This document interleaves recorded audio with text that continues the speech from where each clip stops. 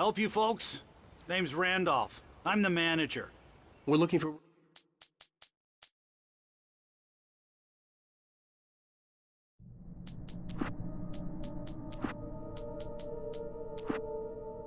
Previously on Alan Wake, Alice has been kidnapped. Alan, please help me. Alice? You'll do exactly what I say if you ever want to see your wife again. I can't tell anyone except my agent Barry. Damn it, Barry, they'll kill her! You're my best friend, and I'm worried that you're not right in the head. The ransom is a manuscript I supposedly wrote that's coming true before my eyes. It happened just the way it was on that page. So dark. I have found only a few scattered pages. I want the entire manuscript. The deadline is in 2 days. I found Mr. Wake's pages. Good girl. How the hell did she get her hands on the manuscript anyway? I don't know. She's resourceful. I told you were too hard on her. Listen, I found out all sorts of interesting stuff while I was digging around. Yeah. Mr. Wake, it's Sheriff Breaker. We have an FBI agent here, Agent Nightingale. FBI? He's anxious to see you. You'd better come to the station. Okay, I'll be right over, Sheriff. Let's make this quick, huh? Help you folks? Name's Randolph. I'm the manager. We're looking for Rose. Works as a waitress down at the diner. Rose, sure. Nice girl. Who wants to know? I'm Alan Wake. The writer, huh? I heard on the radio you were visiting. Well, I'll show you her trailer. That Rose, she's a nice girl. Always pays her rent on time. As I was saying, Al, I found all sorts of weird stuff from the local newspaper's archives. This place is crazy. Disappearances, mysterious deaths, urban legends come true, and get this, most of this stuff takes place around Cauldron Lake. Well, you ain't wrong, mister. The Indians thought the lake was a doorway to the underworld. I'm the God-fearing type myself. I don't hold with that sort of thing. Yeah, okay. Anyway, there was an island there owned by a guy called Thomas Zane. Now, some of the articles I found about him make him out to be a famous writer, but I ran a bunch of searches, couldn't find a single thing he wrote. Zane was heavily into diving, so much so that the place came to be called Diver's Isle. But the volcano under the lake erupted in 1970, and Zane went down with the island.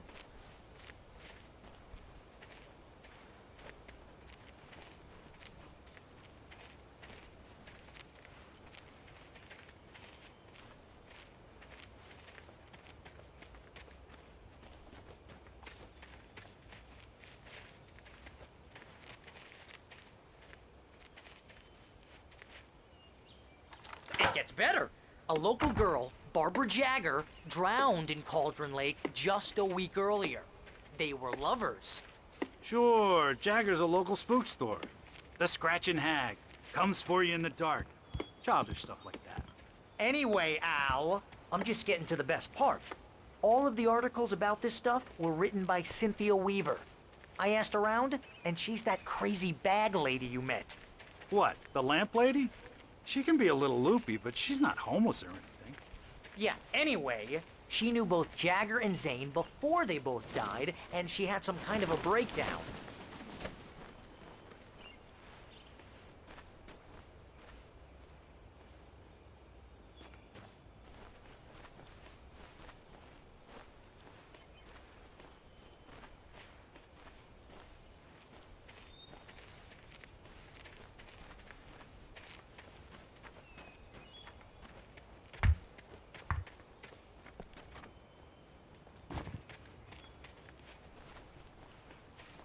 Well, mister, this here's Rose's trailer. You mind me asking what you want with her? We're just here to talk to her, pal.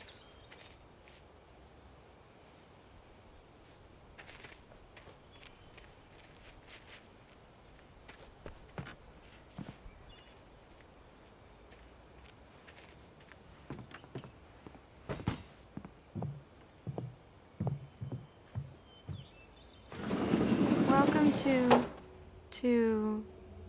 Oh dear, Mr. Wake. I'm so glad you're here. Rose, you have my manuscript? Oh. Oh yes. Yes. Please, come in. Hey, this is really good. Rose, Yes, my manuscript. I really need it. I understand. I know what you need. A muse to inspire you. Oh, for Barry. She doesn't have anything. Yeah, hey, Al, what's... Oh... Barry! What? What?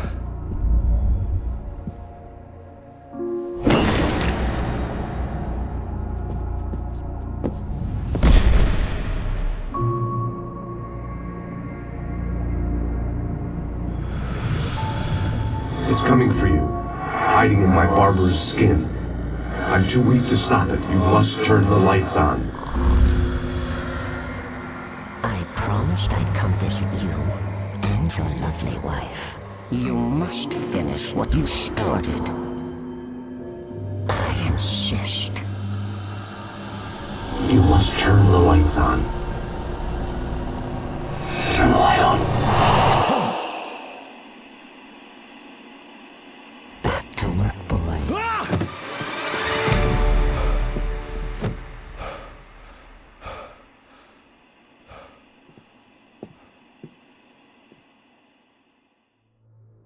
I felt nauseous, hungover. Only anger kept me going. I can't tell reality from dream anymore, but it seems I have an imaginary editor to help me. She's an old woman in a funeral dress. I call her Barbara Jagger. She's very strict. I'm writing faster and faster.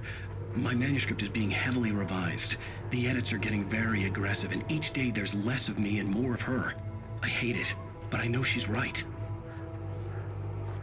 She promises me I can save Alice this way. She knows more of this than I do. About the complex incantation I'm attempting. About this place. She's worked with another writer under similar circumstances, Thomas Zane. The genre of the story seems to be shifting. It's turning into a horror story. I'm getting close. I can feel it.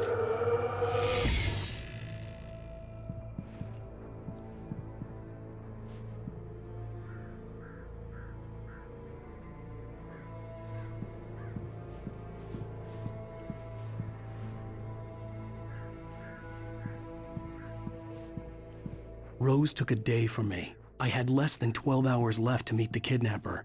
All I could do was get Barry into the car, work something out once I got on the road.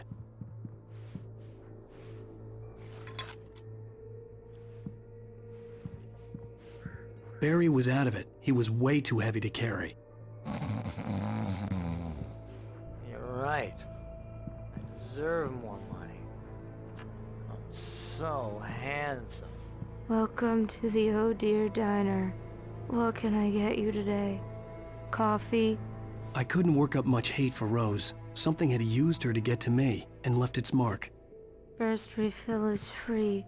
Milk and sugar on the counter there. Would you like to hear today's specials? Thank you. Have a nice day. Come back soon. My gun and flashlight were gone. I'd have to find a way to get Barry into the car as quickly as possible. There was no time to waste. Mr. Randolph liked Rose. That little smile she had. How she was still sweet when life had tried so hard to make her bitter. It wasn't any of his business what she did in her trailer. But those strangers, the writer and his smart-ass sidekick, looked like trouble. And they'd been in there for hours, way past her normal bedtime. He reached for the phone and called the sheriff's station.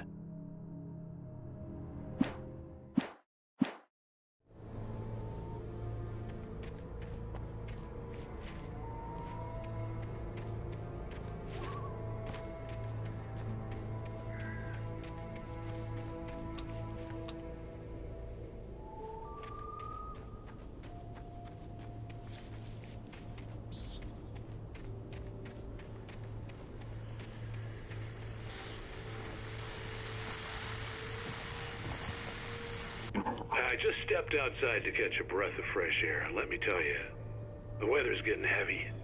Nights like this make me especially glad I'm here talking to you and not home in bed. Once the weather takes a turn like this, I can't sleep at all. It's all tangled bed sheets and dark thoughts, punctuated by the occasional plunge into nightmare. Is it just me? Well, perhaps it is. But I hope I can make the night a little bit easier to get through. Caller, you're on KBF FM. Hey, Pat, it's Walt Snyder. What's on your mind, Walt? Well, I ain't the way you are, but, well, I can't sleep either, you know? I just been staring out the window here, trying to make sense of it all, but, I ain't been drinking either, you know? I just... Well, you sound like a man with a problem, Walt. I had a, argument with Danny. You know Danny, and, then I got in trouble with the law, you know, and, I'm just, well... I heard something like that, Walt. Yeah, well, you know, Danny's my best friend, and, they let me out on bail today. And now I'm just alone here at the window, you know, waiting. Man, and there's something in the air tonight, man. I was just outside looking up at the sky above our broadcast tower thinking the same thing. What are you waiting for, Walt? I don't know. You know, something's gonna happen. You know, I think I better go. Well, Walt, maybe... No, thanks, Pat. Well, good luck to you, Walt. Hang in there. Let's take a little break, folks. This weather's really something else, huh? How can I be sure you will walk away? Why did you love this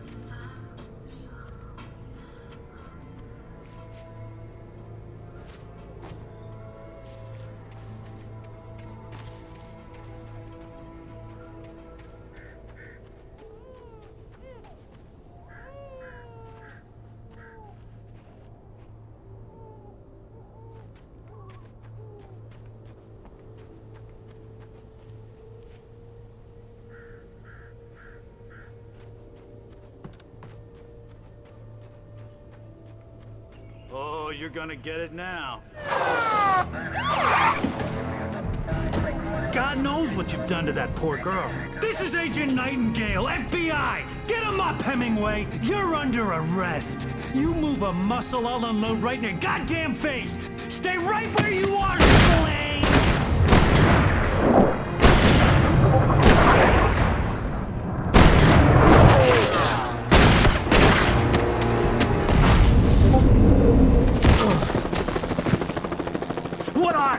I'm standing right here, you goddamn maniac!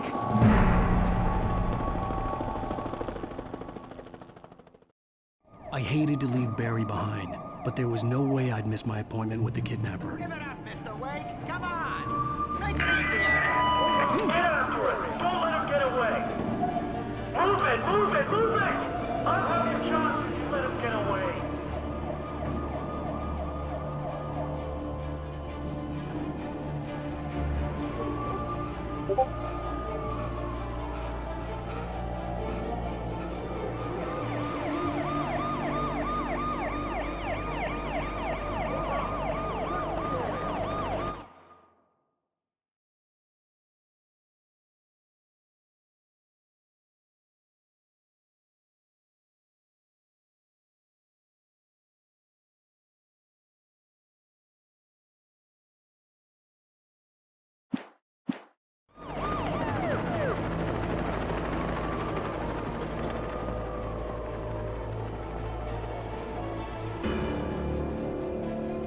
Running! There he goes!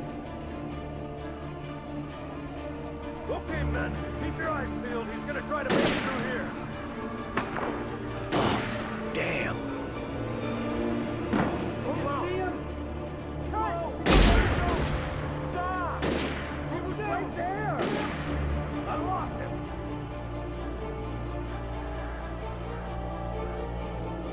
God damn it, where'd he go? Where's the way? Keep an eye out!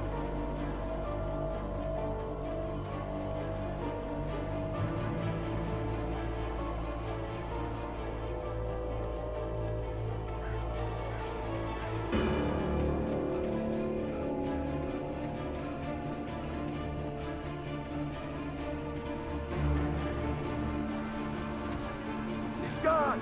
Come on, guys! We need to head him off.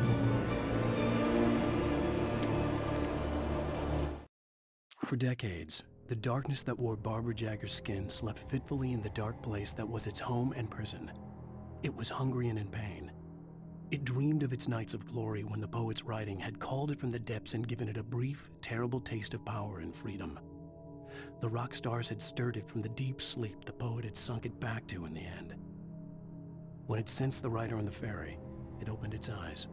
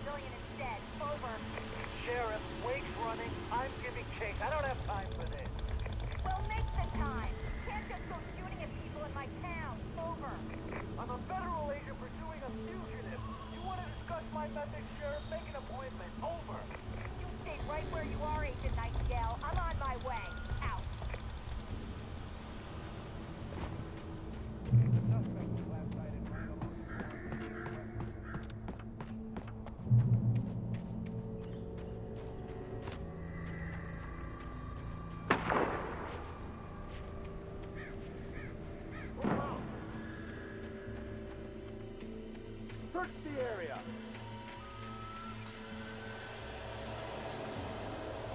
Stay sharp. This way. Over here. Hey, who's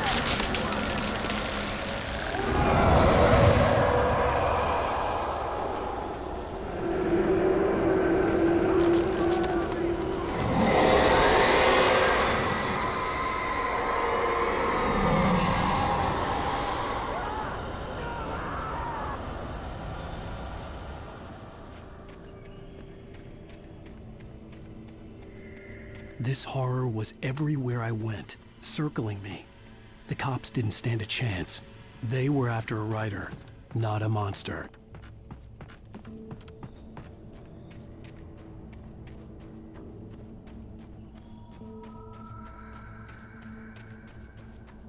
Sheriff Breaker, this is Agent Nightingale. I've lost contact with most of the men you assigned to me. It's Wake's doing. Wait, are you seriously telling me that geek writer just took out my deputies? Are you kidding? I mean, have you seen this guy? He wears a tweed jacket. Over. He's the guy we're chasing. If it's not him, who then? Bigfoot? Over. I don't know yet, but I'm not in the habit of jumping to conclusions. That tends to come back and bite you in the ass. Out.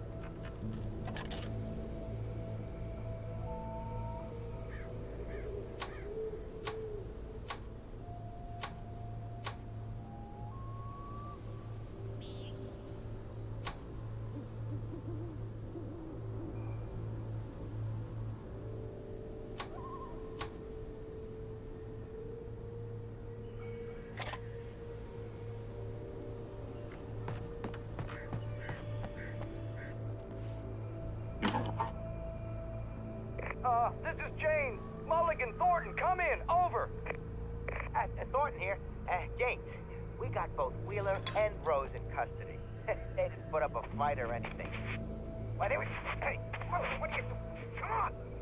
Sit down and give me that. James, Mulligan here. Over. Go ahead, Mulligan. Over. We got Wheeler and Rose here. Wheeler's drunk or hopped up on something. Speaking of which, that Fed had a pretty distinctive whiff of Otis Scotch about him, if you know what I mean. Over. I don't have anything on that, Deputy Mulligan. Over. Well, whatever.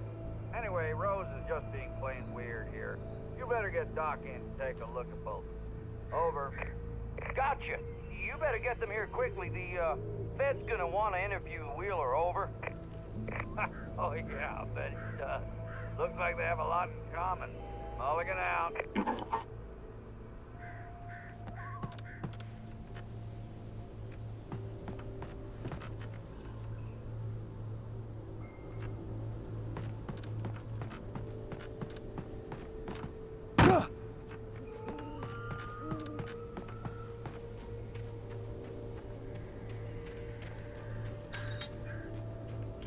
I imagined that the broadcast tower in the distance was part of the local radio station. Maine seemed like a decent guy. Perhaps he could give me directions to the coal mine.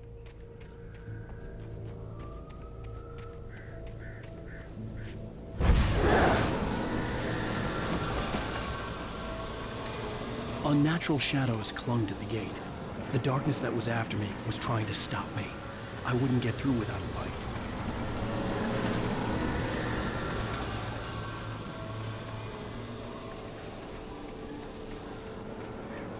There was no power to the searchlight.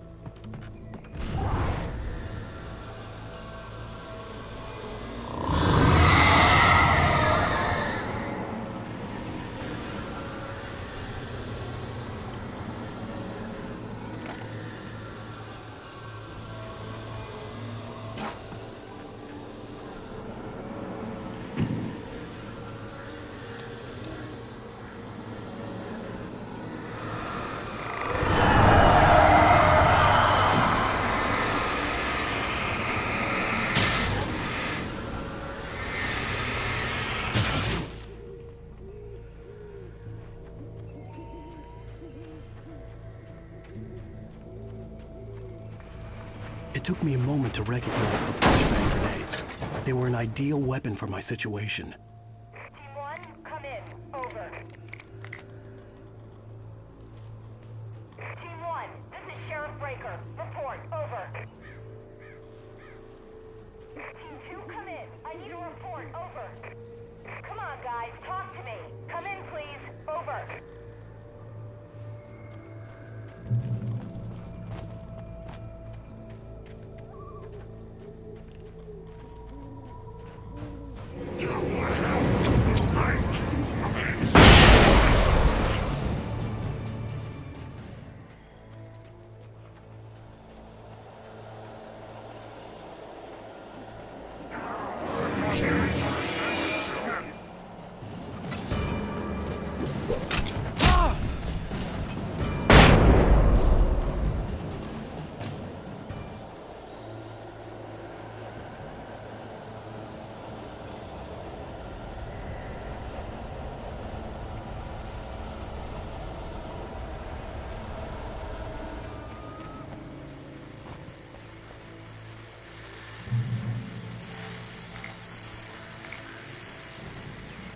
And here's another call.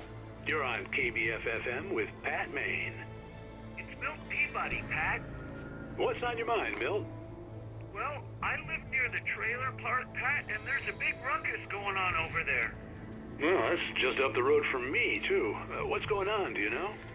I don't know, but there's a bunch of police cars there, lots of sirens, a helicopter buzzing around, and I think I heard some gunshots. Gunshots? Yes, sir, like from a pistol. So can you find out what's going on? Because it's just next door and they're popping off guns there. They're still shooting? No, it was maybe 10, 15 minutes ago. It sounds serious, Pat. I'm telling you, it don't sound like no party. Well, I'm certainly going to give the station a call, Milt. Okay. You'll hear it here as soon as I hear from them. Okay, thanks.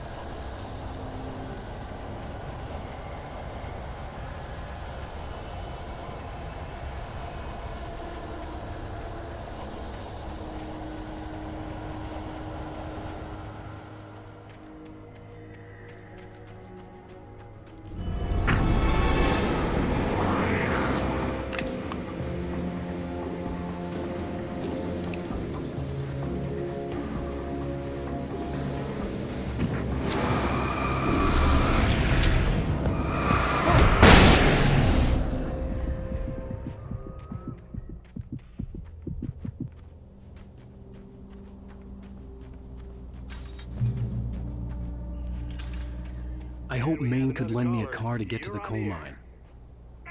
It's Lorna Miles. Oh, why, hello, Lorna. What do you have for us? Well, I just don't see why the cops bother with the trailer park. What do you mean? It's a trailer park. The sheriff should be helping us normal citizens instead of wasting resources on those people. Well, Let the trash sort themselves out. I'm sorry, but my granddaddy settled in Bright Falls in 1911. well, thank you very much for that compassionate viewpoint, Lorna. How can I be sure that you will walk away?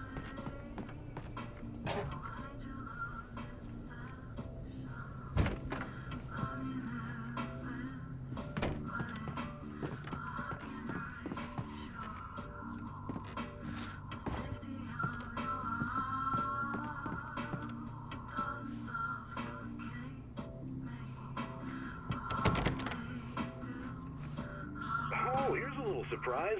The famous writer Alan Wake just walked in. Folks, I'm going to see if I can talk him into an interview. Come on in, Mr. Wake. Oh, I'm so glad you could find the time to do this, Mr. Wake. Nowhere to run now, Dan Brown. You back away from me. Don't hurt it. Whoa, everyone calm down. Put the gun down. We're all friends here, right? Cool your jets, Nightingale. We got him. Judas Priest! What the hell's the matter with you? There's a civilian in there.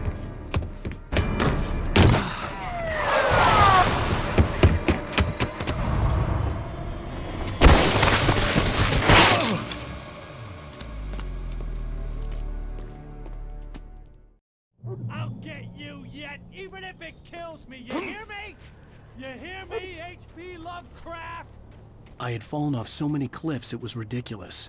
That's what you get for naming a book The Sudden Stop. It was probably good I hadn't had the chance to tell Maine where I was going. I'd have to lose the cops and find my own way to the mine. Nightingale stared through the broken studio window into the dark woods. He turned around, started to walk out, but Maine grabbed his arm. "Young man, you almost shot me. You don't shoot off rounds at people like that. What's the matter with you?" Nightingale shook his arm free, marched out. His cheeks burned with rage and humiliation.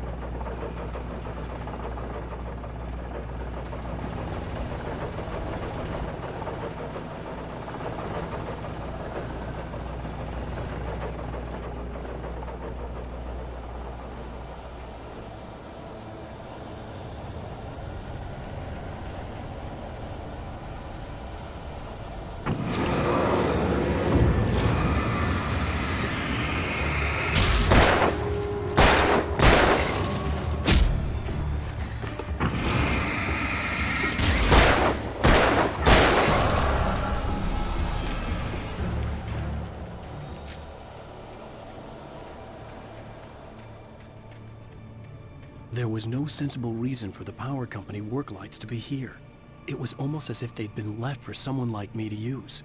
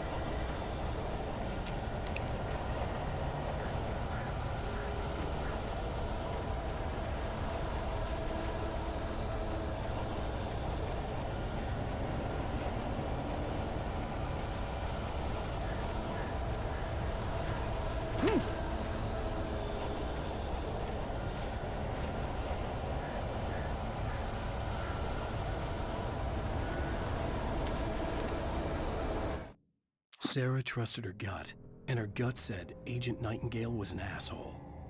He felt wrong, and it wasn't just the smell of stale booze. It was in the way he flashed his badge, pulled rank, the look in his eyes when he wanted answers. Where was Alan Wake? What was this about an accident? Where was his wife? And most importantly, why did she let Wake go? He wouldn't answer her questions. Federal business was all he'd say.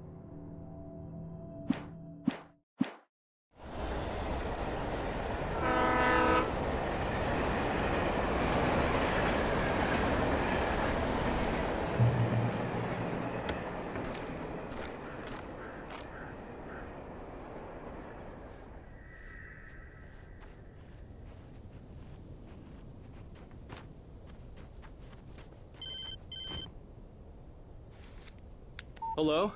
The most stubborn man I've ever met. Alice? Alice? Alan, I'm so afraid. He keeps me in the dark. Please help me. I look at you, Alan, and it's not you. Something else. Looking out from behind your eyes. Alice, I'm here. I'm so alone here. It's all gonna go to hell. You need to be careful. Cooperate. The connection had been terrible, but that wasn't the only thing that hadn't been right with the call. She sounded wrong somehow, but she had called me.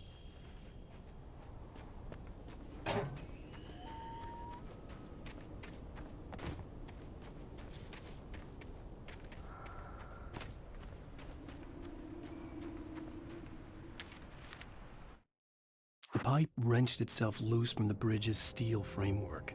Wrapped in darkness, it floated in midair, twitching. For a moment, I didn't understand what I was looking at. The heavy object lurched at me with impossible force. I threw myself out of the way, but just barely.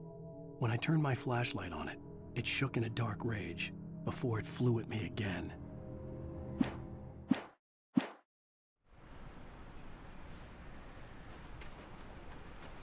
I could see a railway bridge up ahead, and a warehouse of some sort on the opposite shore.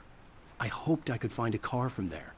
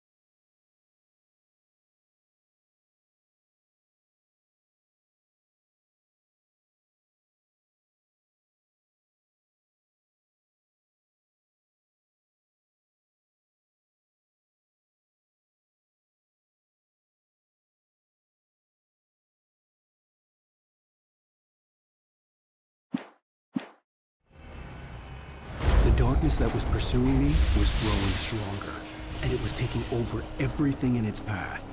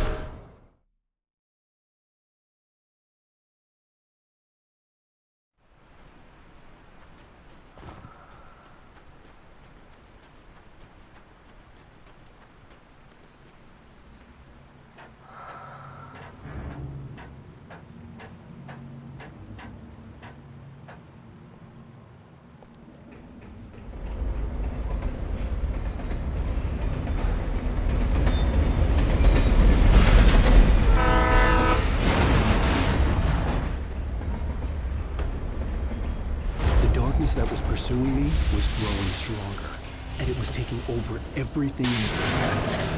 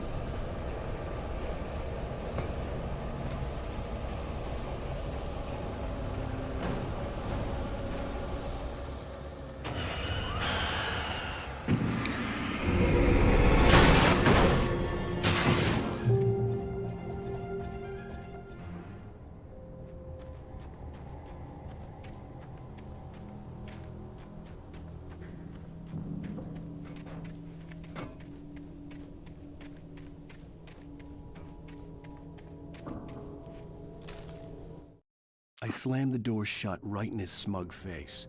He pleaded for me to open the door. True to form, the asshole actually thought I would obey. I had no sympathy left, no guilt either, not for him.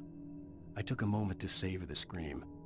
I bet I had a smile on my face. It was all that I had time for. The dark presence was inside the lodge with me.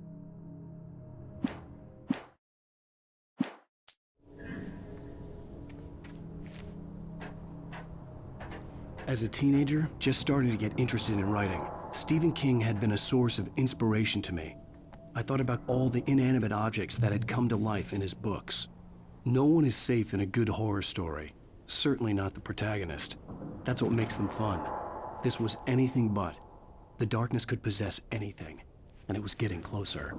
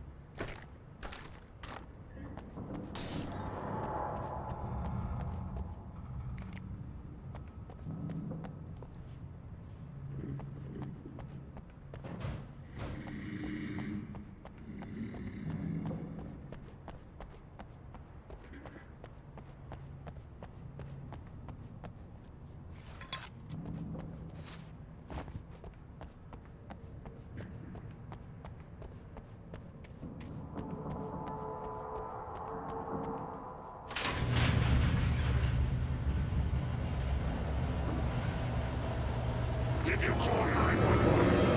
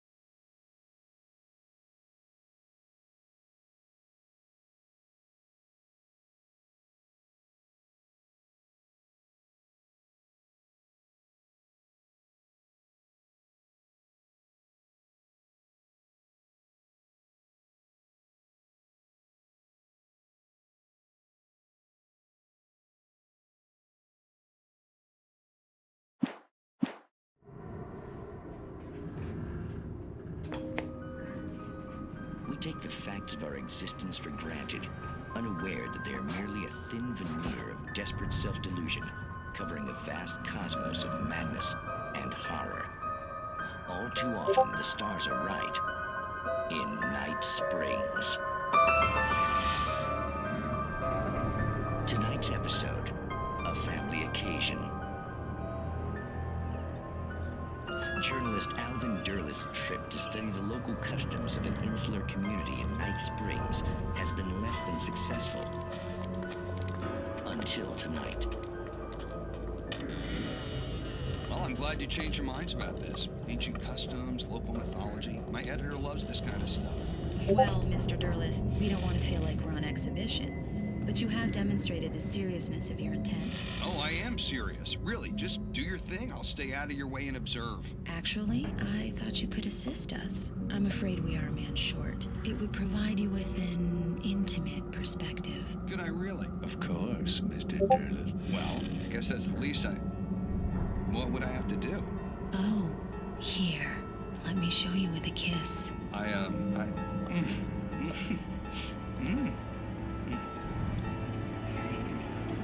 What did you...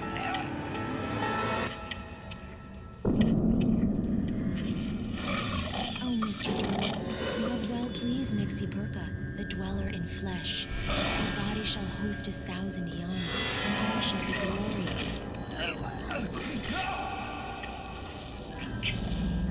Shh, darling, be calm. Shh. Alvin Derleth learned a harsh lesson. If you go looking for mythology, it may come looking for you. And such quests always bear fruit. In Night Springs.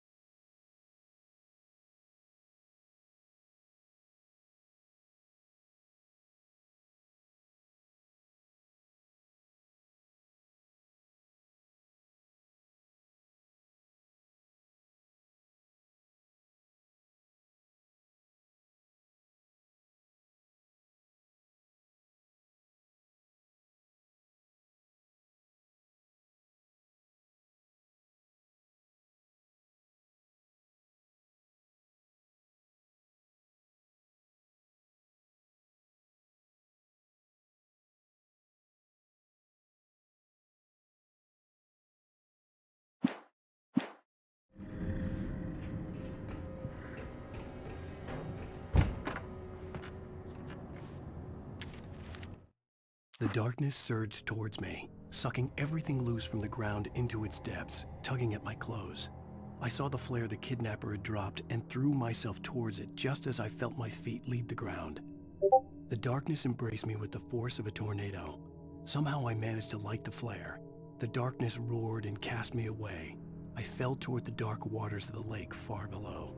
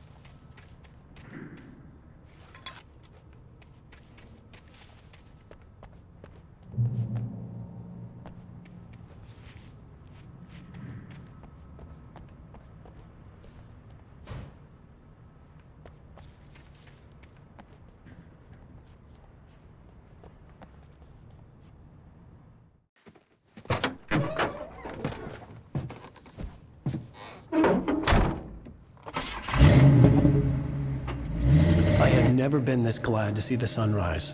I had a couple of hours to get to the coal mine.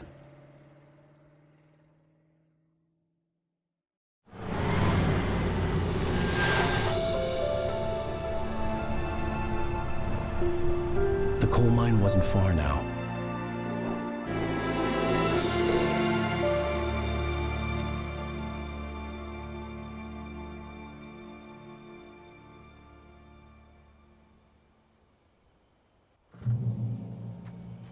Today, I would meet the kidnapper, and he would give me Alice. I wouldn't give him any other choice. A drowning man will clutch at a straw.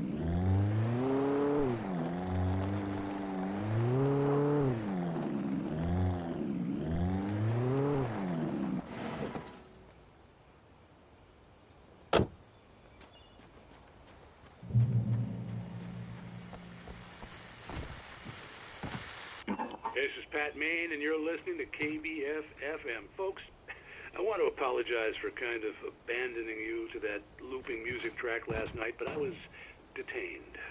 You see, I encountered a big-shot G-man with an itchy trigger finger who could use a lesson in manners and a boot in the ass, not necessarily in that order either.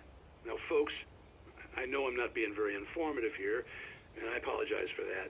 I really should just keep quiet, but I'm just so peeved right now, because some people just shouldn't be carrying badges. I'm just glad that our Sheriff Breaker was there to straighten things out. And if someone I met last night is listening, let me just say, I'm sorry if my mouth got you in trouble. I'm pretty sure you're not the bad guy here. Godspeed, son. I hope you know what you're doing. Now, on a lighter note, I'll be talking to Dr. Nelson all morning.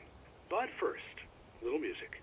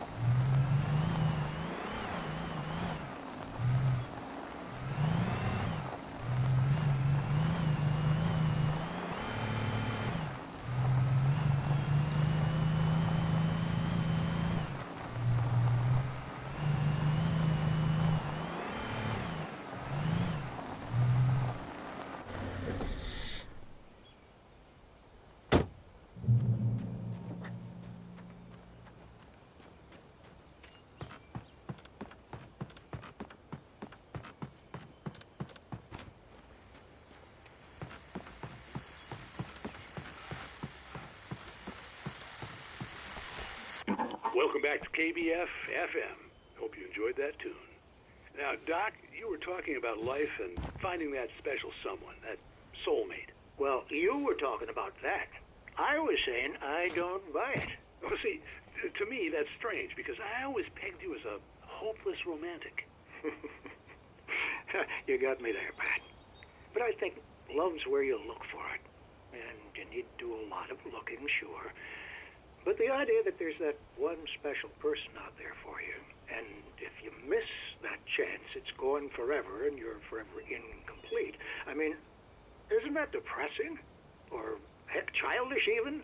Hey, there's plenty of fish in the sea. And apparently a fisherman has a fishing analogy for everything, but what you're saying, isn't that a little harsh? Well, no. What I am saying is that your potential for finding that connection isn't limited to what's essentially a chance encounter. How is that harsh? Yeah, well, I guess that's a nice thought, but let me say something personal here. Okay. Now, well, I don't disagree with you exactly, but I can't really fit that together with what I feel, what I felt for someone, because she was the one. She was. And I let her drift away from me. Maybe I didn't put in the work, I don't know, but, well, since then, and it was a long time ago, but since then there hasn't been anyone, not like her. And I'm not saying I dwell on her or haven't moved on. I like my life. I'm not living in the past, but I do miss the way she completed me. You can't argue with the heart, Pat. I'm sorry, folks. I had kind of a scary experience last night, and let's just say it's shaken a few things loose.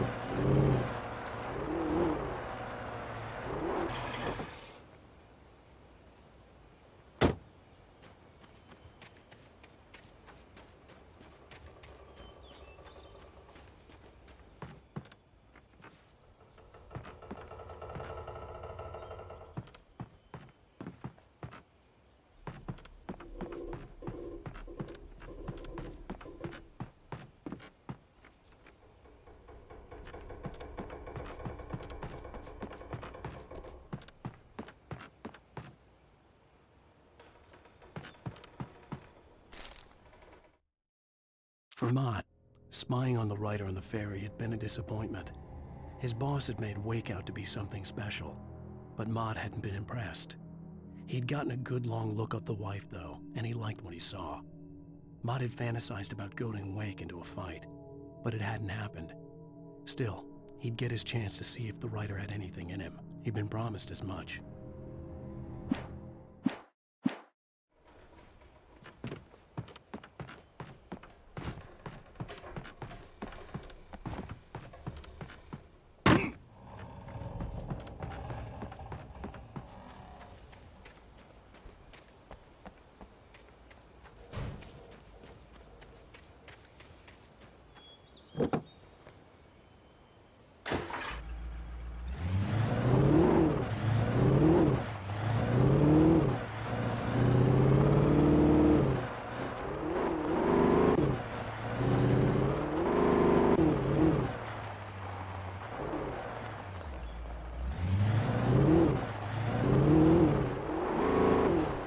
I was early. I was supposed to meet the kidnapper at noon in the main building. The coal mine was quiet. It was a museum now.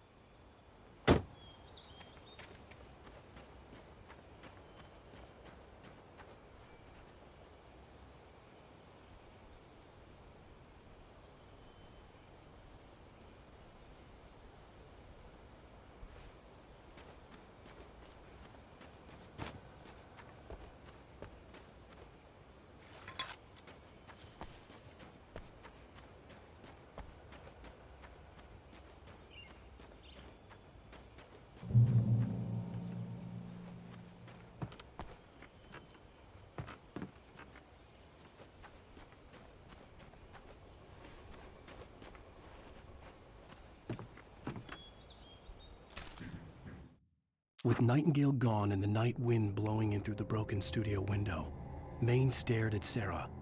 The sheriff looked away. Maine's voice shook with barely controlled anger. That boy's doing more drinking than thinking. I hope you know what you're doing, Sarah. He's got a sickness in his eyes. You take my word for it. He wants Wake for a reason, and it's not for anything good.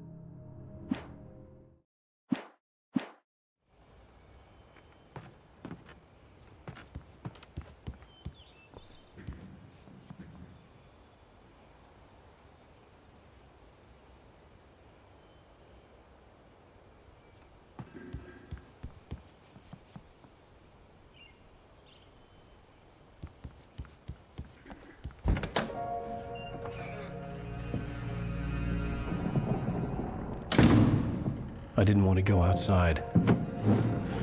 Cops had to be looking for me. The noon sun turned the place into a sauna. The day dragged on. Different scenarios ran through my mind. Ways of how I'd torture the kidnapper to get Alice back. Or the different horrible things he could have done to her. I imagined her dead. I had no way of knowing she was still alive. It was killing me. I was running on blind hope. It was all a waste of time. The bastard never showed up.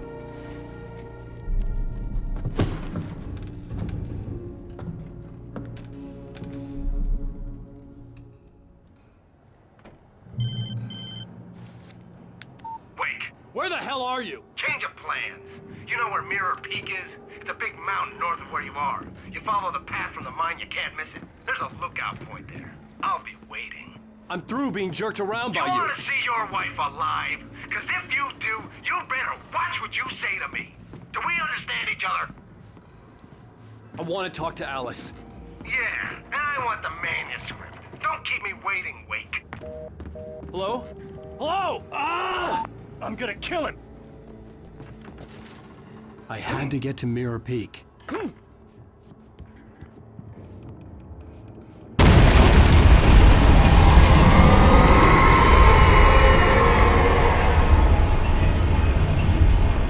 It was close.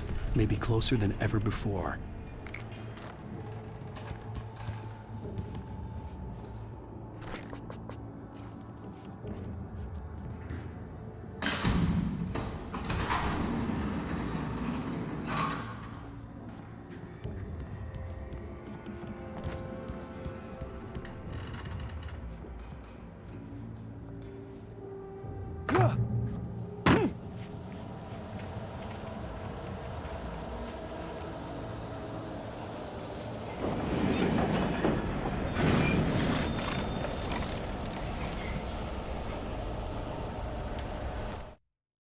When Thomas Zane fell for Barbara Jagger, it happened fast.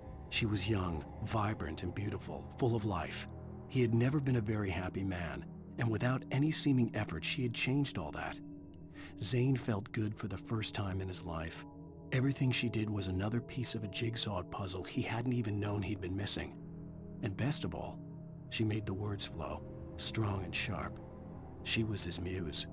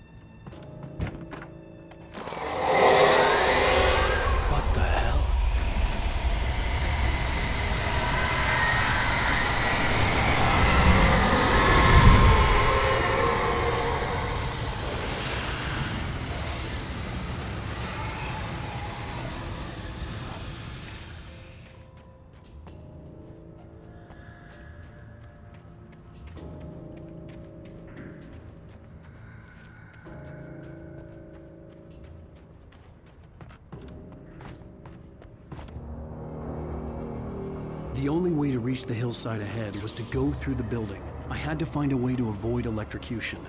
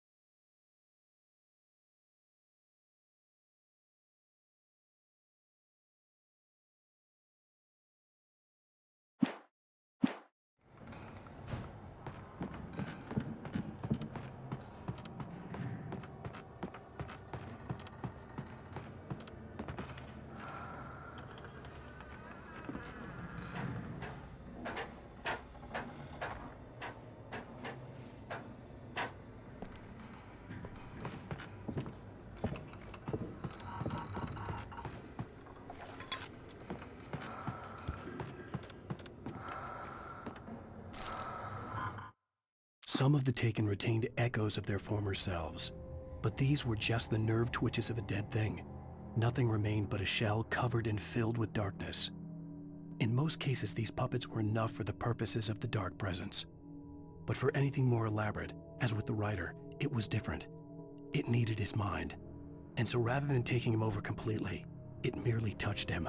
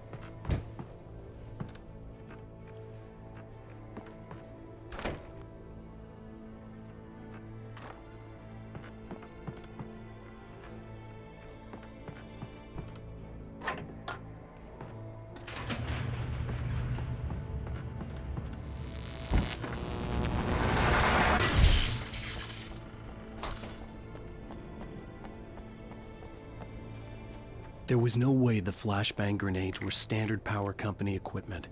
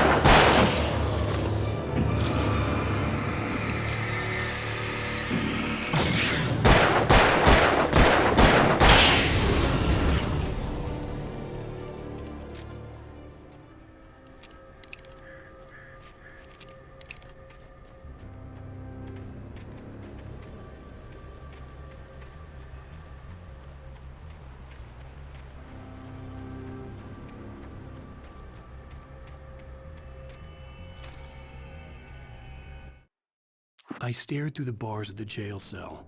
Barry stood behind me, swaying on his feet, looking as ill as I felt.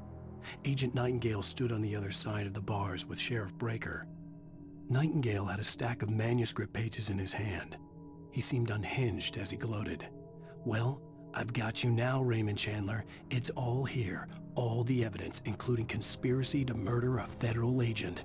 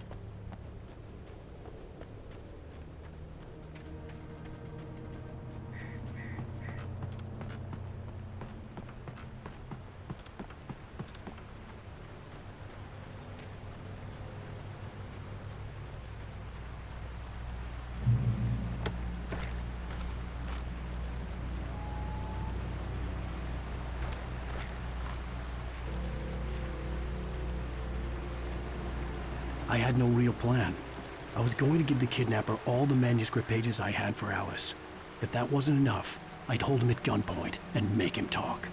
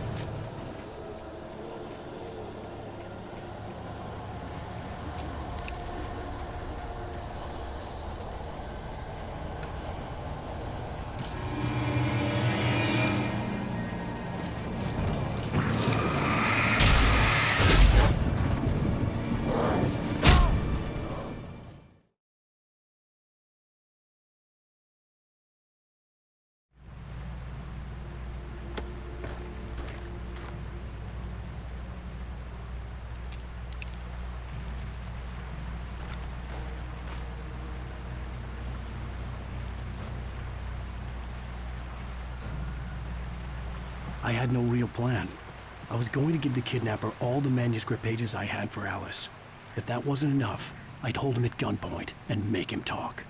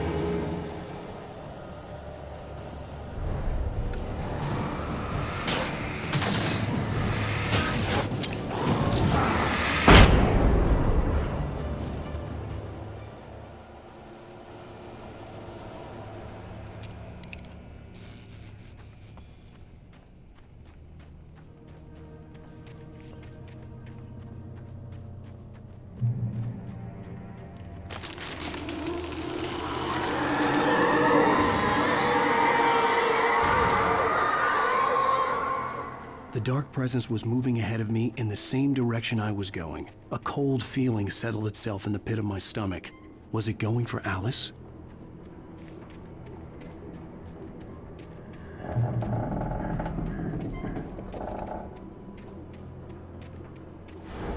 The graveyard shift may cause cancer.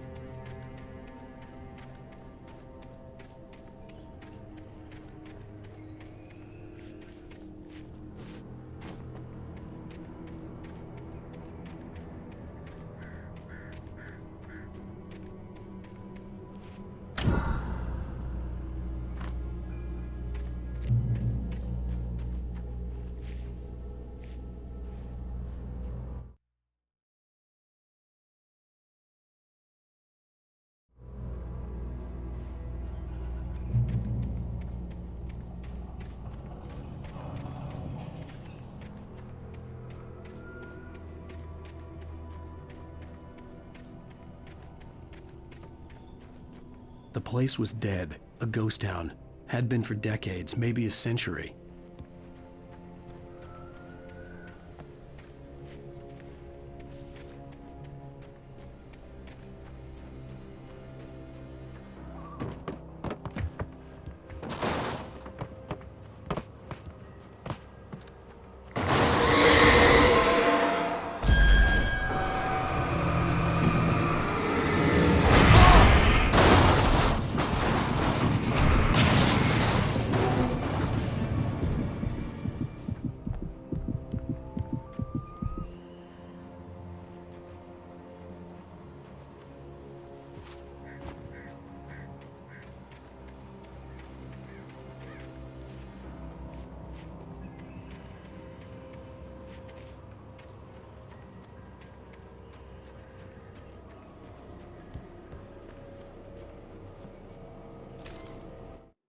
Things were never as simple in real life as in fiction. I had lost count of the times I had wished there'd be a clear reason for my writer's block. Something to fight, something to lash out on. There wasn't. I was filled with doubt. I was nothing like the hero in my books. Alex Casey had gone through his life with single-minded determination, never wavering from his goal. Even now, I was angry at myself, angry at Alice, angry at Barry. I was fumbling and I had no plan.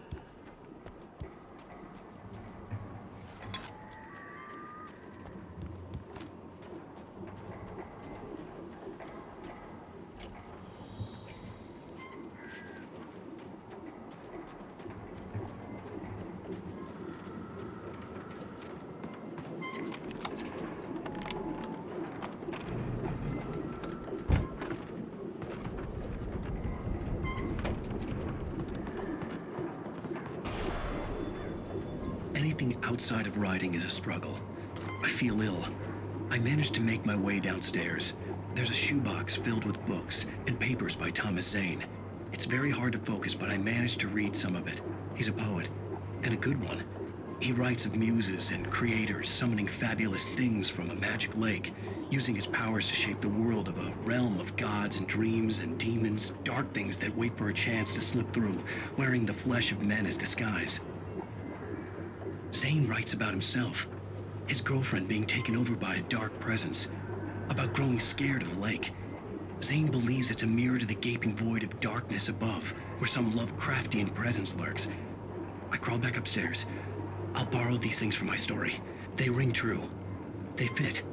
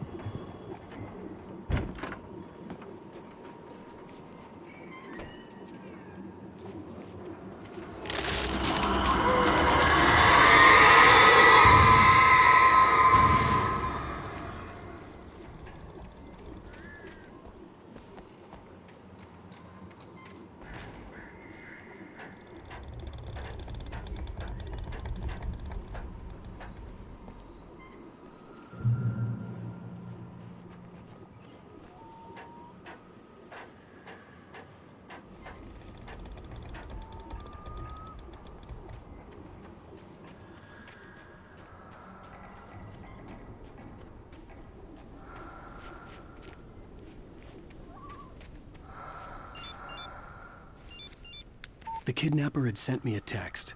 The message was full of spelling errors and insults. It was telling me to hurry up.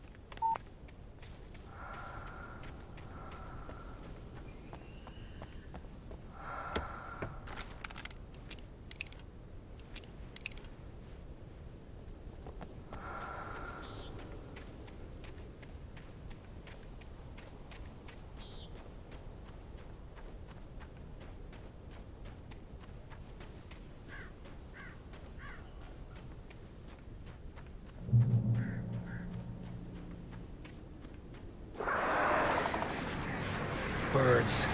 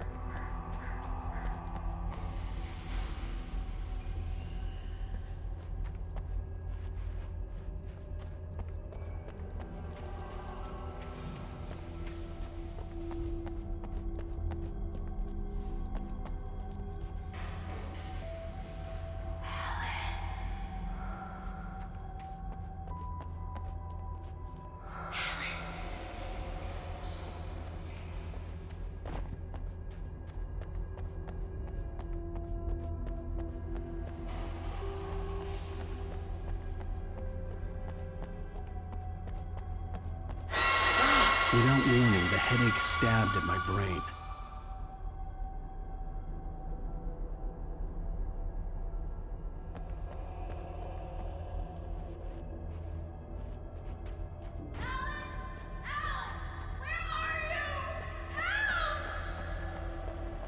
Alice? Alice!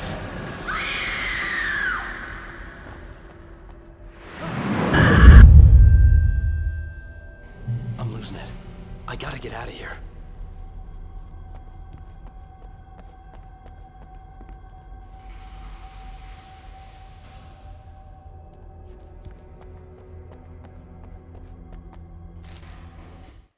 The hunters were big, thick-set men, confident and at home in the woods.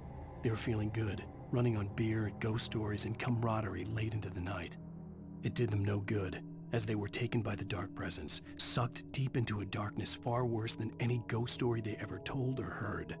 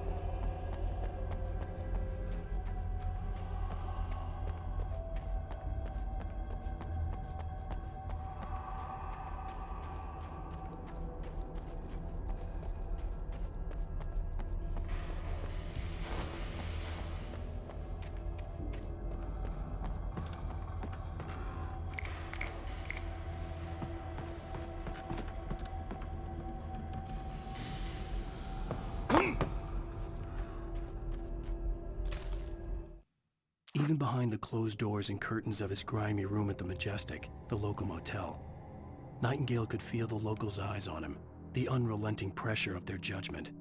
He forced it out of his mind. For all he knew, they could all be under Wake's spell already. You do what you have to do to get the job done. He took comfort from the bottle in his hand. Please, he thought, just let me get through this.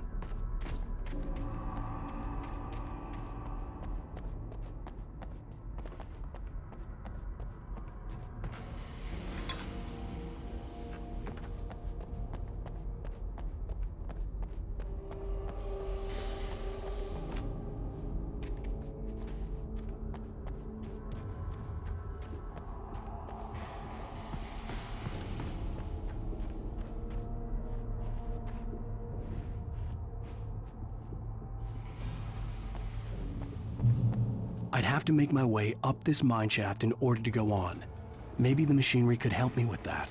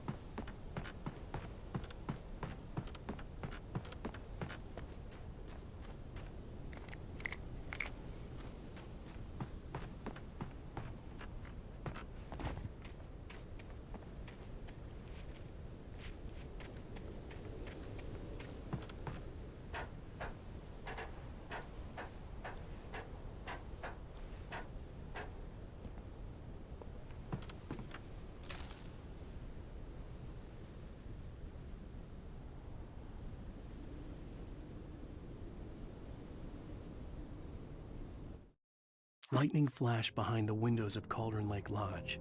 Tor Anderson laughed and held the steel hammer above his head. Nurse Sinclair was trying to calm him down without success. Tor grinned madly and shouted, "My hammer's up. Here's a friendly poke from Molnir, wench." He brought the hammer down with all his might on Sinclair's head. "We're on a comeback tour, baby."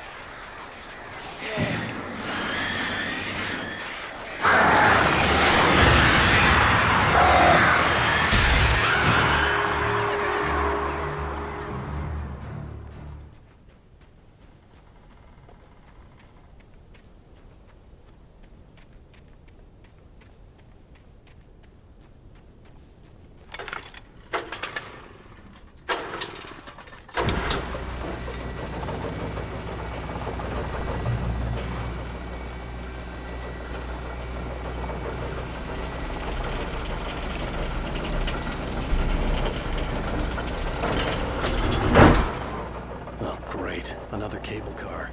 Just great.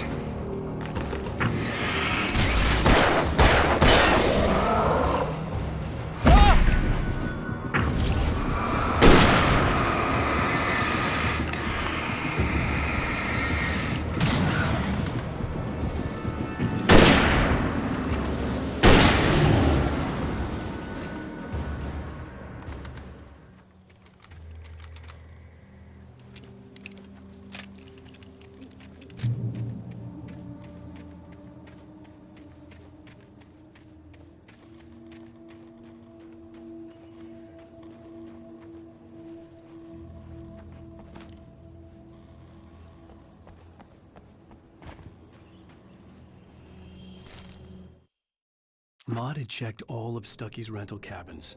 There had been no sign of the Wakes. It was dark when he'd found their car parked at the end of the road by Cauldron Lake. It made no sense. They must have taken a wrong turn, but there was no sign of them, and the car had been there for hours already. Frustrated, Mott stood on the rotten ruin of the footbridge that had once led to Diver's Isle before it sank beneath the waves years ago. The boss wouldn't be happy.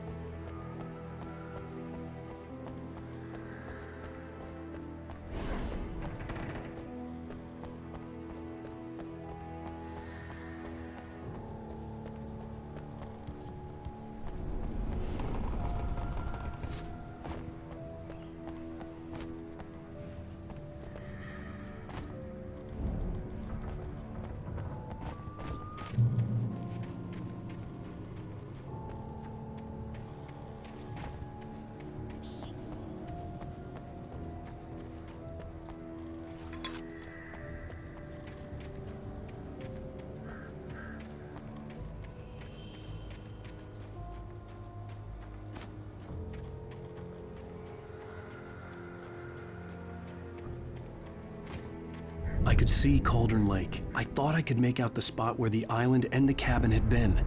There was a light near it. It had to be a boat.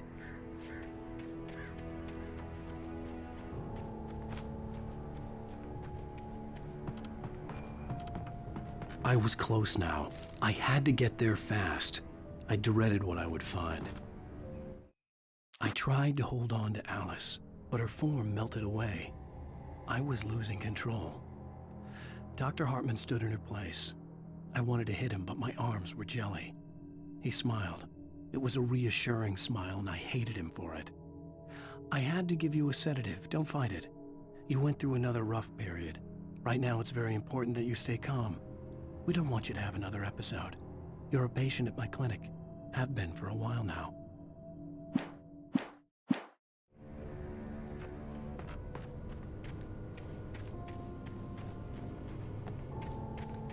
Wait! Are you? Wait!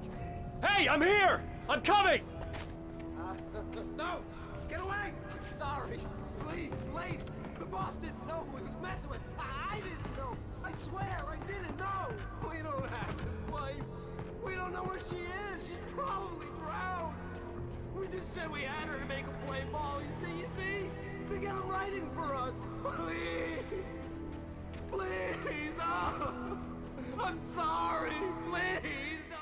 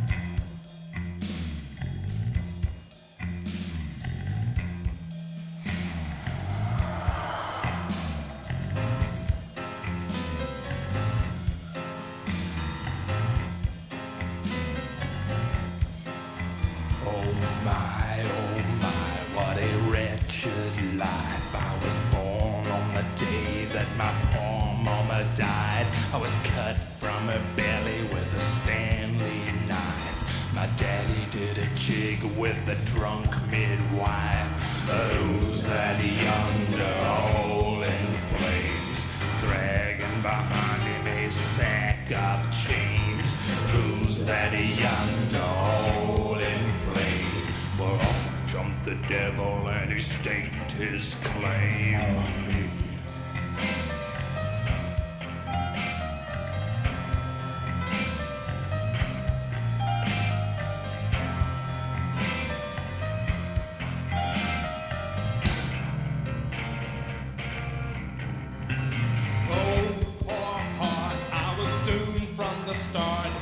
Doomed to play the villain's part. I was the baddest Johnny in the apple cart. My blood was blacker than the chambers of a dead nun's heart. Who's that milling around the courthouse steps? Nail on my face to the hitching fence. Who's that milling around the courthouse? Previously on Alan Wake. I'm hunted by the law. Sheriff, Wake's running. I'm giving chase. Are you seriously telling me that writer just took out my deputies? A thriller I supposedly wrote is coming true. The genre of the story seems to be shifting. It's turning into a horror story. I was told that Alice had been kidnapped, but that was a lie. We don't have his wife. We don't know where she is. Her purported kidnapper was eaten up by the dark presence before it attacked me.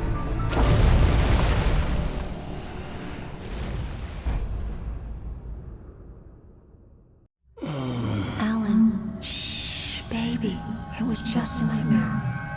Alice. There you go, Alan. Hartman, I fell. I had to give you a sedative. Don't fight it. You went through another rough period. What? Right now, it's very important that you stay calm. We don't want you to have another episode. You're a patient at my clinic. Have been for a while now. The shock of your wife's death triggered a mental illness. No, you're lying. You're suffering from various symptoms of undifferentiated schizophrenia. Bastard. It's okay, Alan. Just let go.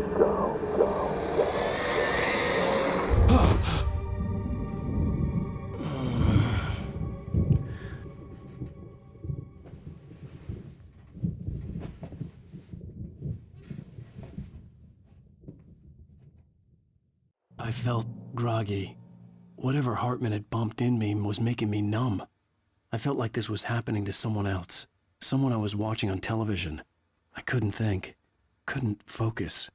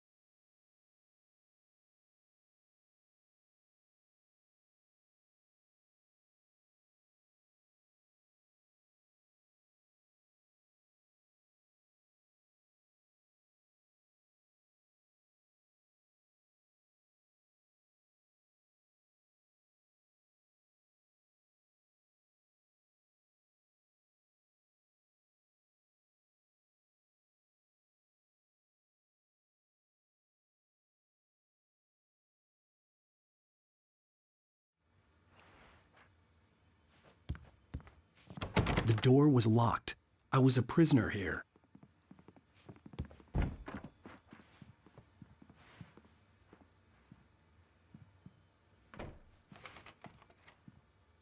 Good evening, Alan. Are we feeling better now? Feeling calm? Yeah, I see you brought your pet gorilla with you. So sure, I'm calm. I get the message, loud and clear. Quite right. That's the spirit. You're being very brave, Alan.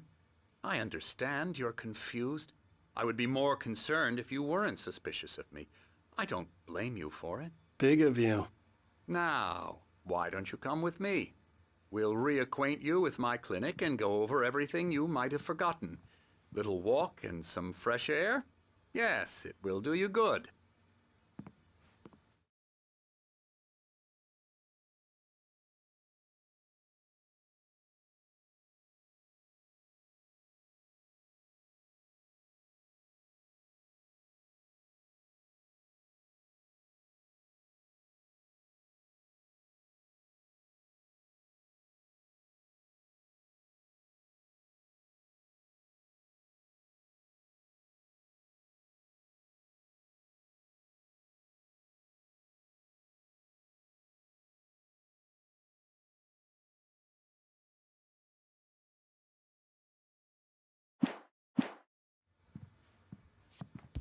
This corridor is for patients. Most of them aren't here right now. Jack took them out for a fishing trip, except for the ones who are particularly vulnerable, of course.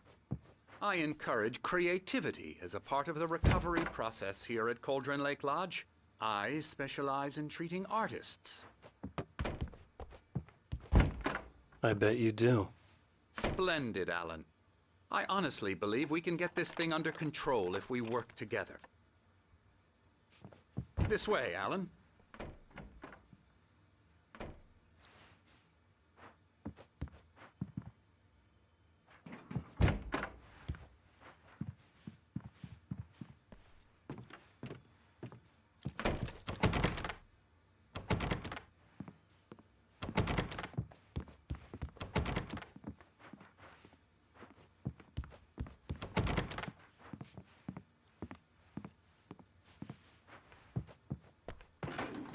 Now, Alan, from past experience with you, I know I need to get right into the heart of the matter as quickly as I can after an episode.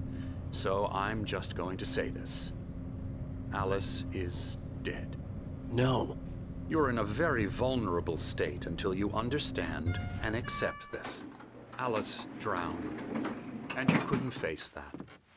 You're suffering from hallucinations, paranoid delusions, unusual thinking, an obsession about light and darkness, a feeling that everything revolves around you, your thoughts and dreams. Your mind has constructed an elaborate fantasy scenario in which your writings are affecting reality.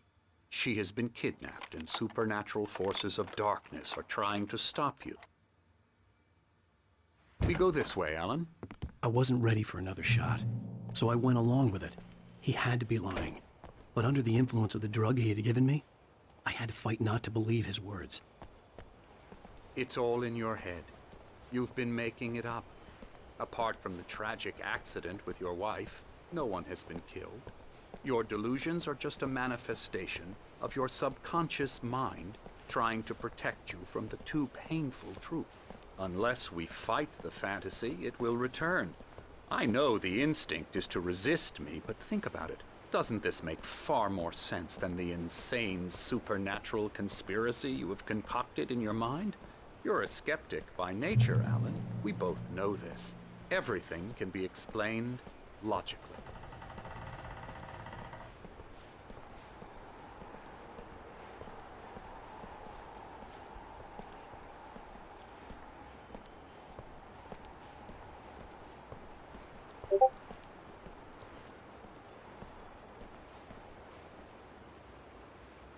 I never get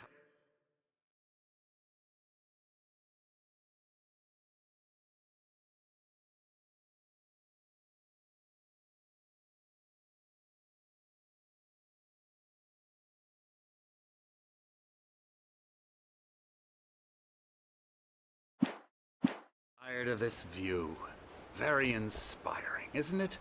Cauldron Lake spread below us. I could see Mirror Peak on the other side of the lake. I thought I could make out the spot where Diver's Isle had been when I arrived with Alice. Now there was nothing but waves. It seems there's a storm coming. Funny, I don't recall there being a mention of that in the weather forecast. Well, no matter. This way. Follow me. Alan, what I'm telling you is good news. Right now, we're in control. Every time you have a relapse, it gets more and more difficult to resurface from the dark depths of your imagination. Not surprising, considering your profession. Imagination is what you work with. After all your nightmares, this should come as an immense relief to you. If it doesn't, why is that? Because I'm lying? Or because you don't want to admit that you're not well? It's very...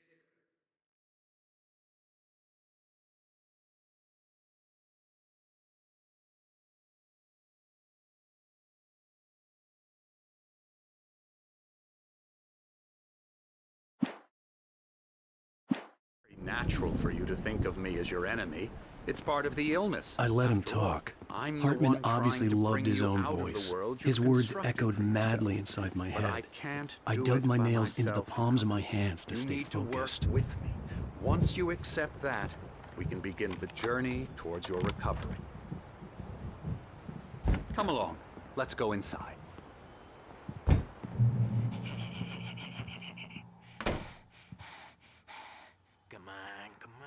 Here's the entrance to the office wing. That's for staff only. You were impressed by my trophies when you first arrived here. I do love to hunt. The great outdoors, man versus nature. It's wonderful stuff. Pretty damn wonderful, yeah. Scary, scary, scary.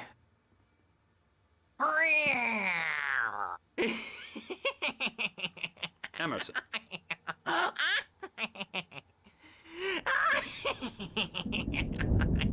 I'm a real bad dream, mister. You should be afraid of me. Don't want to run into me in the night, that's for sure. Please, Emerson. Mr. Wake is confused enough as it is. Yeah, you'd like me to go away so you won't be scared. But you can't just decide what kind of dream you have or when you have it. Emerson. Okay. Sorry. Boo. That's Emerson. We're actually making some progress with him, I'm happy to say. He works on video Elbow games. strike. Ooh, It's yeah. trash, of course, but it does involve Get some him to the head. small creative effort, which makes him receptive to my therapeutic methods. No kidding.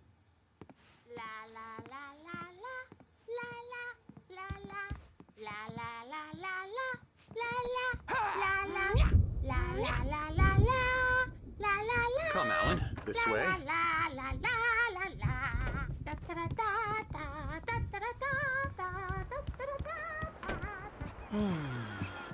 Oh, hello. I've painted you. Okay.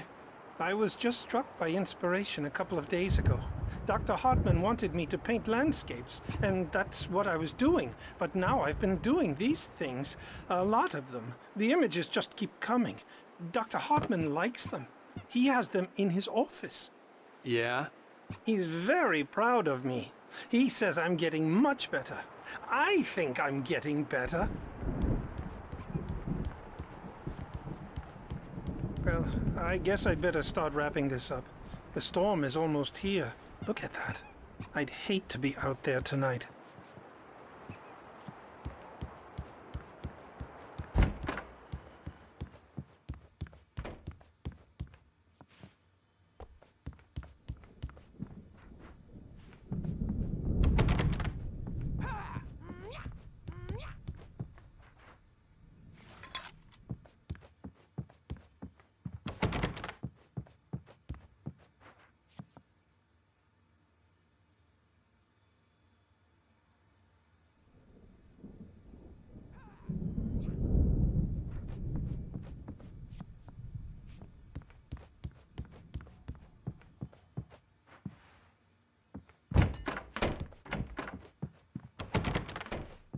Now, you might have noticed the typewriter in your room.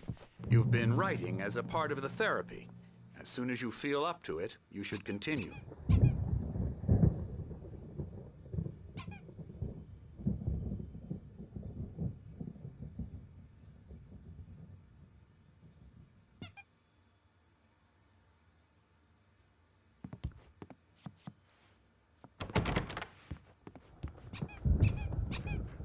My rheumatism's killing me. There's a storm coming. Oh, what a storm. I hope it wipes this place off the face of the earth. And these two are the Anderson brothers, Odin and Thor. They had how should I put this? A heavy metal band in the 70s and 80s called Old Gods of Asgard. They even adopted new first names to complete the image of Viking gods. After the band broke up, they lived on a farm nearby. They are, well, in advanced stages of dementia. They're well cared for, TLC and all that. There's nothing more that can be done. I'm afraid that the rock and roll lifestyle has left its mark. Oh, that won't do.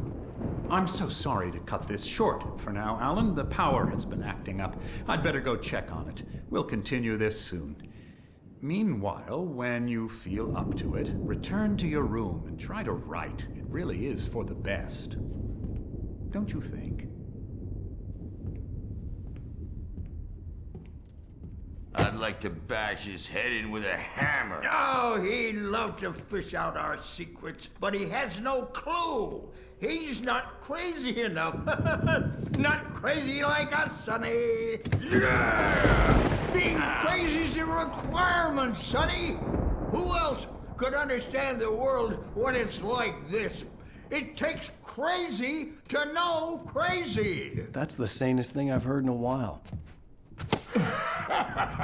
Zane! You're all right, Tom. Hey, we like him, don't we, bro? He's got to go to the farm. The Anderson farm. Valhalla!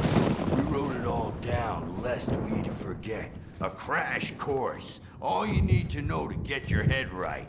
You need to find the message. Here, Sonny, here's something for you. Gave me a rash, but I kept it safe from these bastards.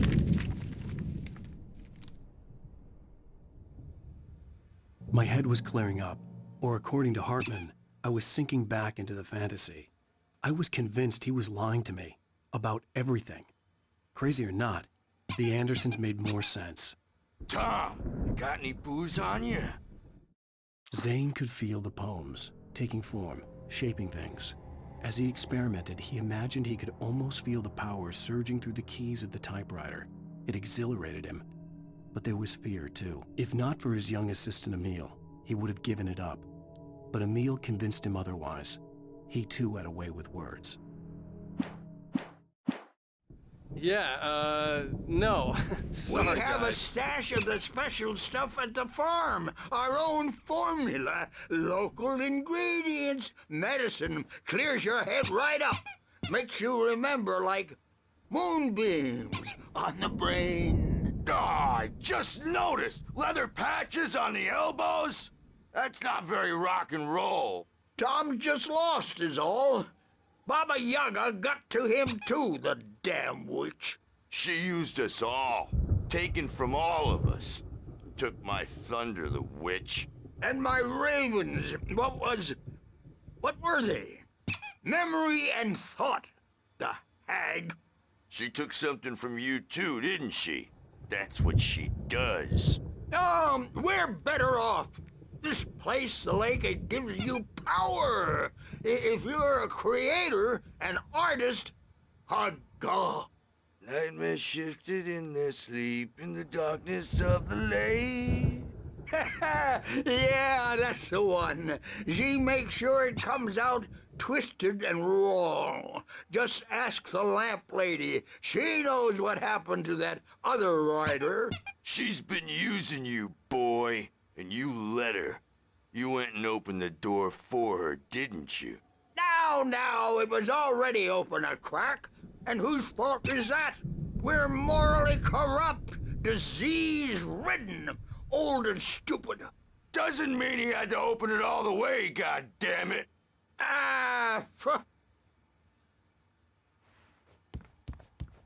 So tired. Built the farm close to the lake. A place of power. We had parties there, man.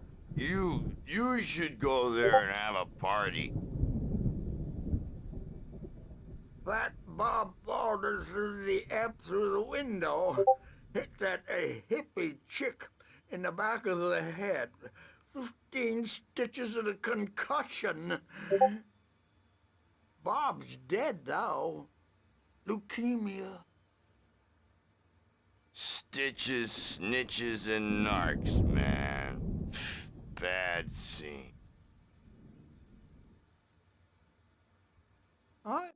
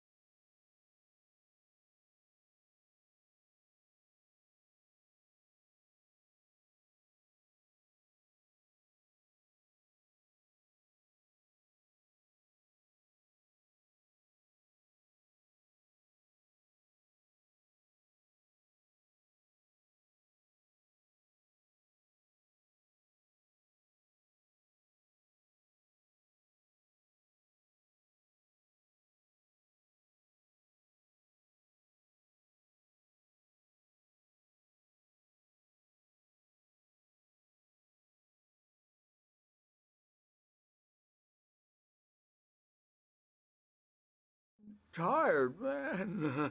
So tired.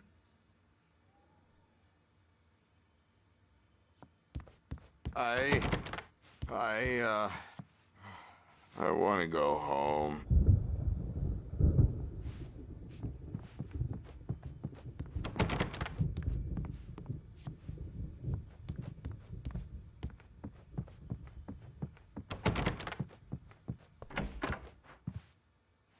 Dream, and you can't wake up. You can't hurt a nightmare because all dreams are only imagination. They're only in your head, and they're not there when you wake up. So you can't wake up because I'm in charge now, and I don't want to disappear. My nightmare is the publisher people who want to make a contribution so they can say they made a contribution. And then we end up with mullets in there because they think mullets are funny, but it wasn't supposed to be about mullets, and now it's about mullets. And when it's in slow motion, they call it mullet time because the numbers came back from marketing that mullet time is the hook we needed to go big in the target demographic. And they're not even kidding. They say it all like serial killers with straight faces and smiles. My nightmare is the writers who want to make everything from the characters to the toasters talk all the time and express their feelings so they won't shut up. And the writers won't shut up either because they have feelings too. And I have to listen to them.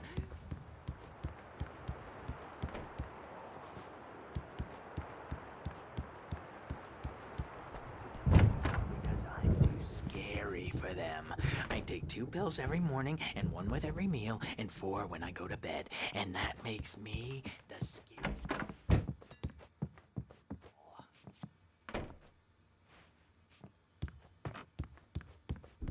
Hey, Wake, why don't you humor Dr. Hartman and give the writing a shot, huh? The typewriter's in your room. You can get to your room by those stairs, Wake.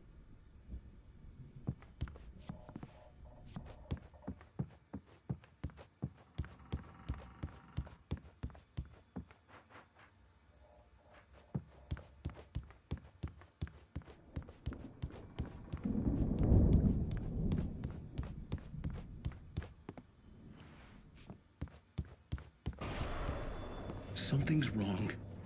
I'm not myself. It's hard to think that there's a shadow inside my head. I can only focus on writing. Everything else is a blur. I'm trapped in this cabin. Have been for days, but it's always dark outside. My editor is real. I saw her again. She's not human. It's not human. A dark presence is wearing the old woman's face. She was covered in clinging shadows. There's a hole in her chest where her heart should be. I think I've made a horrible mistake. I don't think I'm any closer to saving Alice. It's been lying to me, using me to get the story it wants, and the story will come true.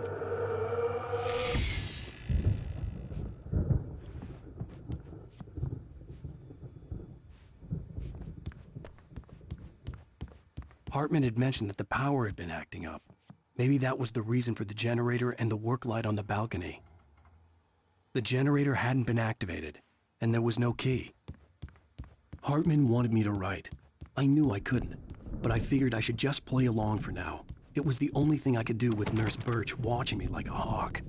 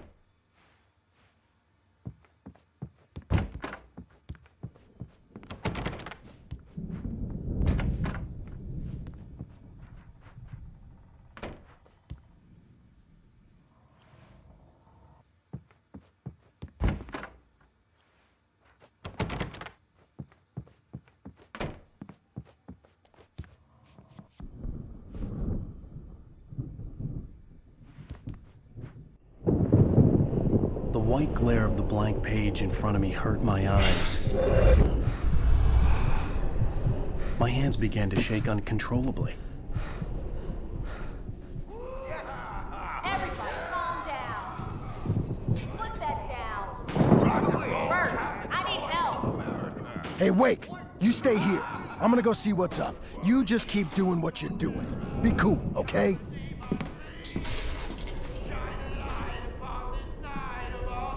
I didn't know what the chaos was all about, but it could be my only chance of getting out of here. Where the hell did he get a damn hammer? My hammer's up. Here's a friendly poke from Mjolnir, wench. Oh, afraid of the crazy brothers, are ya? Not so weak now, are we? Well, things are unraveling fast, aren't they? Hartman kept talking, giving Barry the grand tour, clearly proud of the place.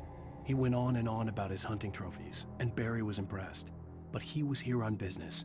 He raised his voice, cut through the monologue. Hey, Hartman, where's Al? Hartman stopped in mid-sentence, annoyed at the interruption. He nodded at the hulking orderly standing nearby. The man smiled and clapped a practiced hand on Barry's shoulder.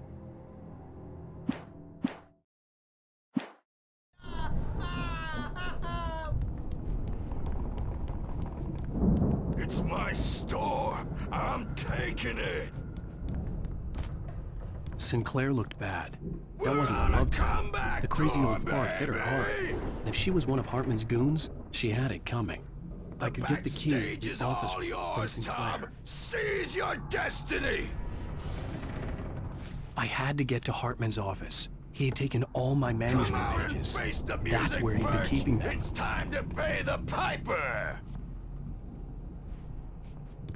Maybe you could come out and beat our wrinkled, adult diapered asses for us, since you're so tough, Birch. We were on the road, man! You think we haven't seen punks like you before? Mortal knave!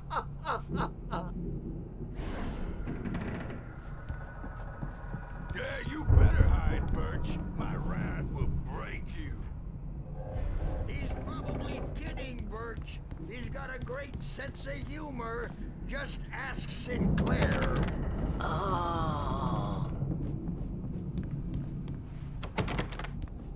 Children of the Elder God, scourge your light upon the dark.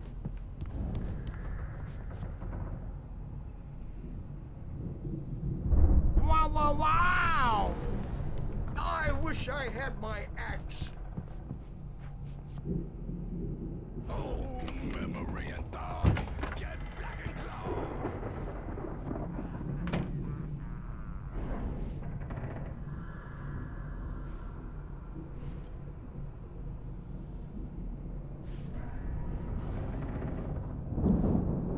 The markings on the tape said they were recordings Hartman had made of the sessions with his patients. I saw Alice's name on one of them. For a moment, I couldn't breathe right. Hartman wasn't happy. Mott could see it in his eyes. He quickly lowered his own. He had made a mess of it, and he knew it. The shame of failure was hard to bear. He hadn't expected Wake to say he needed more time, and he blurted out 2 days, less than Wake had asked for to show him who was in charge. But that wasn't part of Hartman's plan.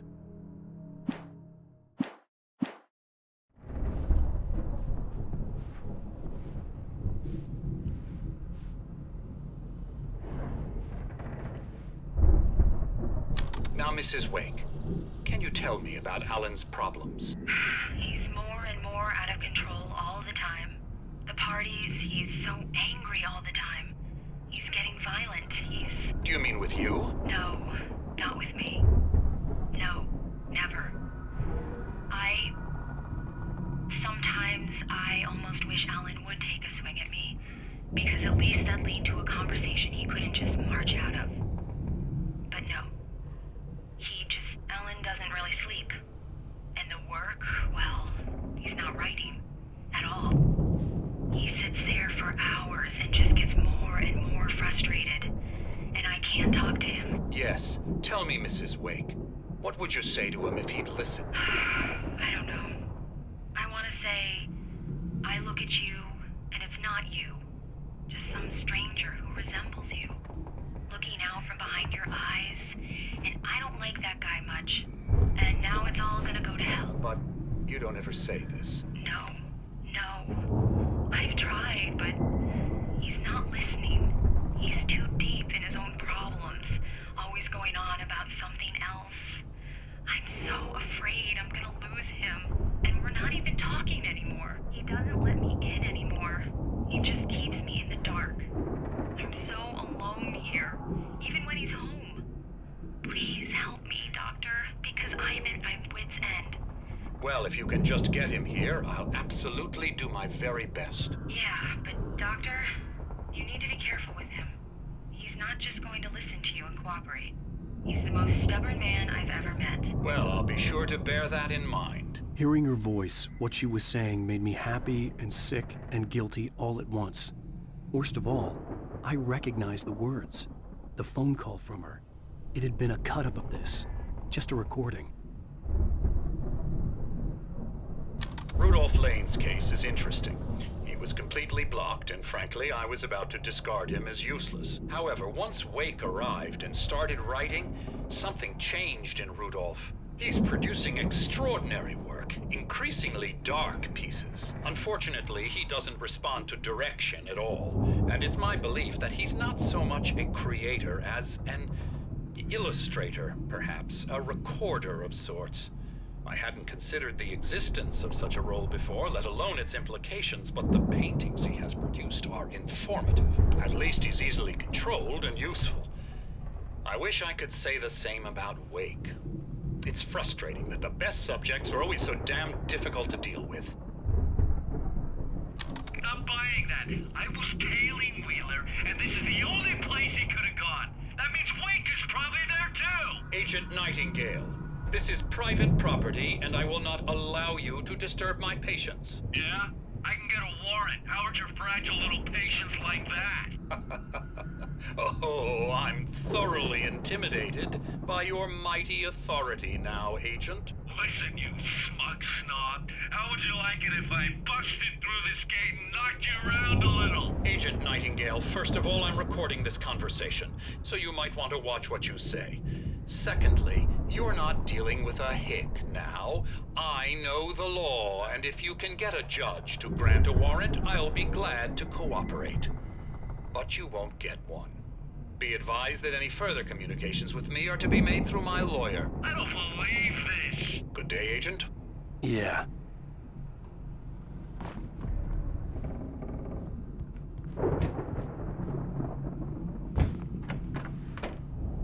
The photo on the wall caught my attention. In it, the clinic staff was standing outside the lodge. I knew the man next to Hartman. He was the kidnapper. Hartman had been playing me all along. Let me out of here! Hartman, do you hear me? I'm gonna stew your crazy quack ass to shreds! Seriously, do you have any idea how much trouble you're in? I am famous. I represent a celebrity. They'll be looking for me. Oh, that's how you want to play it? Is that how you want to play it? Really? Okay, that's how we'll play it. It'll be hardball all the way. You're seriously, man. I'm willing to forget the whole thing if you let me out now. Just let me out! Hey, you think I can't hear you out there? I hear you just fine. What, is this how you get your kicks, Hartman? I knew you were weird. You got that weird guy look. If you're one of those nurses, I'll double what he's paying you, okay? Do you have any idea how much I make as an agent of a best-selling writer? A lot. Is a personal check good? Barry? Ow! About time! Barry! Man, am I glad to see you. We need to get to Hartman's office. It's right next door. You okay? Yeah. I mean, no! The cops found me at Rose's trailer, but they didn't hassle me too much. I'm obviously a victim in this, and I demanded to be treated as such. Or else I'd sue their asses. Speaking of asses, that Fed gave me a real hard time, but I had no clue where you were. That guy's crazy, Al. But he let me go, and then I get a call from Hartman that son of a bitch, who tells me you're here and I should come pick you up, but when I got here, 2 goons clobbered me and stuck me in there. What's with the cutout? I stole it from the diner to piss off Rose after what she did to us. That'll teach her. Yeah, that's a harsh punishment. Come on, pal, we gotta get going.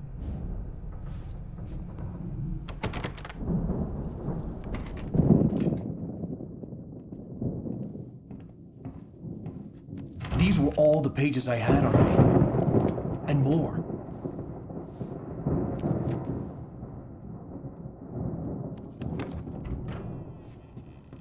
Alan, please.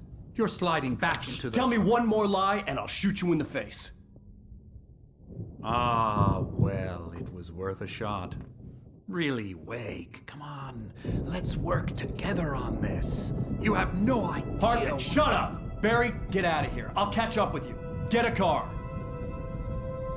Oh, Al, let's just... Go! Wake, listen to me. This is a mistake. Don't you see? Together we can create something absolutely wonderful. With your ability and mine.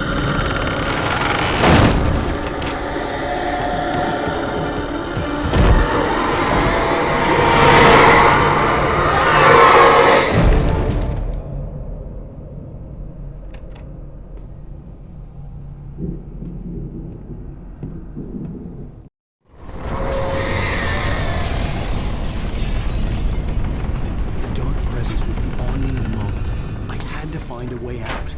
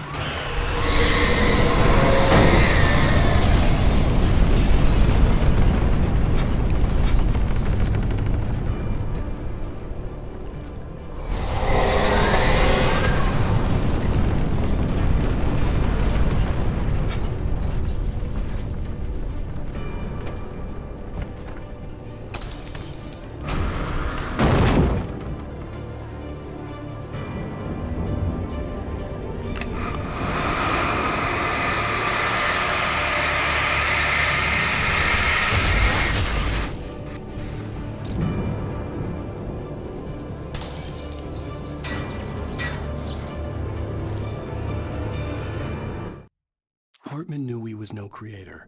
He had no ambitions on that front, and he certainly didn't want to end up like every artist he had worked with here, damaged in ways that were hard to describe, or worse. It was enough for Hartman to maintain creative control and provide direction, to be a producer. That was what most of these people were in need of anyway. Of course, suitable subjects were few and far in between.